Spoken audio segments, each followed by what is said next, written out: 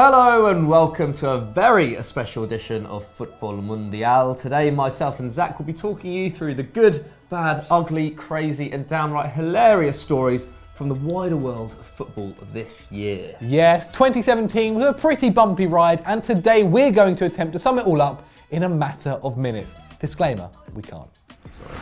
In October, FIFA put on the best awards in London, where all the best things in football were celebrated. Messi's brilliance, Ronaldo's face, and that's about it. But the prize everyone was really excited about was, yes, you guessed it, the Puskas Award for Goal of the Year. And this time around, there was some absolute crackers. There were indeed, Zach. Entries included Mario Mandzukic's stunning overhead kick in the Champions League final and Argentinian midfielder Alejandro Camargo's 60-yard volley. Nice. But in the end, it was Olivier Giroud's so-called rainbow flick against Crystal Palace which picked up the award. However, our pick of the bunch has to be South African keeper Oscarine Masaluke, who pulled off this piece of acrobatics for Baroka FC against Orlando Pirates. Check this out.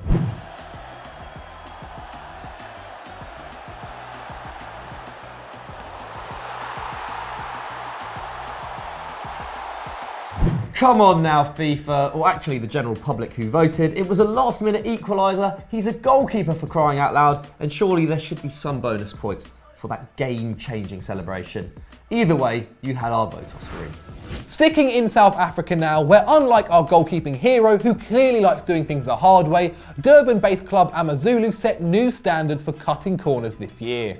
Yes, a club with big ambitions but without the necessary skills to fulfil them. The side nicknamed the Heroes missed out on the playoffs in the country's second division last season, only to see that champions Thunder Royal Zulu were looking for someone to buy them. AmaZulu noticed an opportunity and grasped it with both hands. Not only did they apply to purchase the club, but also to take their top flight status when they did so. Just a little bit cheeky there. Once the deal was approved, they relocated the club from its Richards Bay home to AmaZulu's Durban turf and rebranded them under their own name. Talk about tearing the heart out of a community. Thunder Royal reformed as Richards Bay FC, but unfortunately for them, they are now languishing at the bottom of the second division, while AmaZulu sit comfortably in the mid-table of the Premier Soccer League.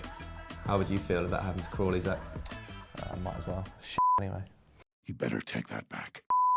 Now to one of the darkest and most bizarre stories of 2017, involving one of the most controversial footballers of recent times. That man is none other than Bruno, the Brazilian goalkeeper who back in March was somehow released 15 years early from a 22-year prison sentence, which was handed to him after he murdered his partner and fed her remains to his dogs. Absolutely disgusting, but that isn't even the craziest part. Almost immediately following his release, Bruno was snapped up by Brazilian second division outfit Boa Esporte, who seemingly had no issue with hiring a convicted murderer. And when local authorities threatened to cut funding to Esporte in response to the fiasco, club president Rone Moraes da Costa said, "If the city doesn't like it, I'll move us to another city." Bruno deserves this chance. Furthermore, Bruno didn't even seem to think much of his crime either, moaning that people wanted to bury his dreams because of one mistake. I think it was a bit more serious than that. Yes. Thankfully though, police soon ordered his rearrest,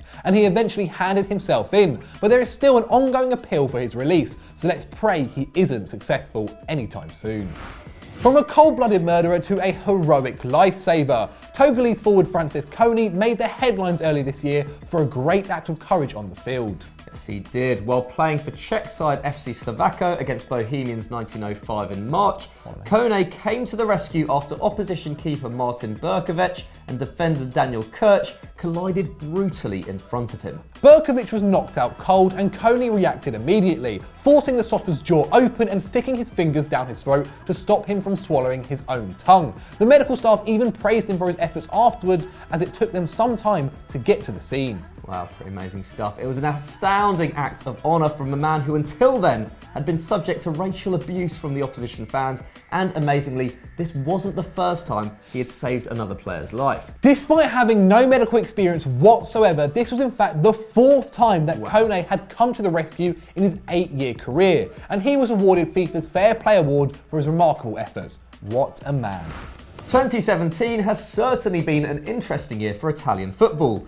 Inter and Lazio are back with a bang. The Serie A title race is more open than it's been in years, and the national team are at an all-time low. However, one man who has had a particularly peculiar year is AC Milan's former midfield general Gennaro Gattuso, who began this year as the manager of lowly Pisa and finished it in the dugout of his beloved San Siro.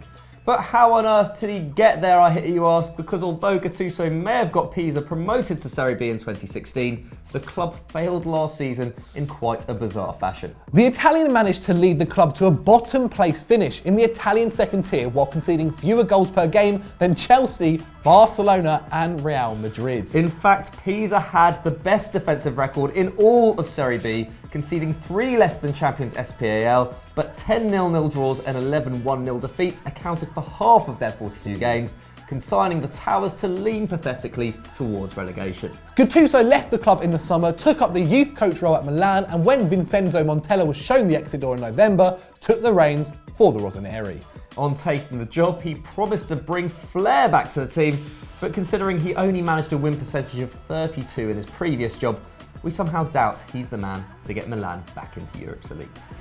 We end on what is undoubtedly the most positive story of the year, and it really has been an entire 12 months in the making. It has indeed. As you know, last November, a plane carrying Brazilian club Chapecoense to their Copa Sudamericana final in Colombia crashed, killing 19 of the 22 players on board and Chape manager Chao Jr.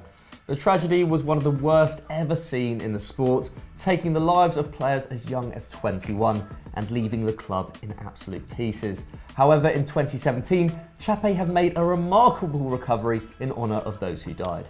After being awarded the Copa Sudamericana, they qualified for their first ever Copa Libertadores and came out a respectable third in their group with a squad built from loanees, free agents and youth players. Then in May, the club won its first piece of silverware since the disaster, retaining their Santa Catarina State Championship. And finally, in December, they rounded off the year in style, with Tulio de Melo scoring a 95th minute winner against Curitiba to secure 8th place in the Brazilian Serie A and a spot in next year's Libertadores. Here's to an even better 2018 for the Chape boys.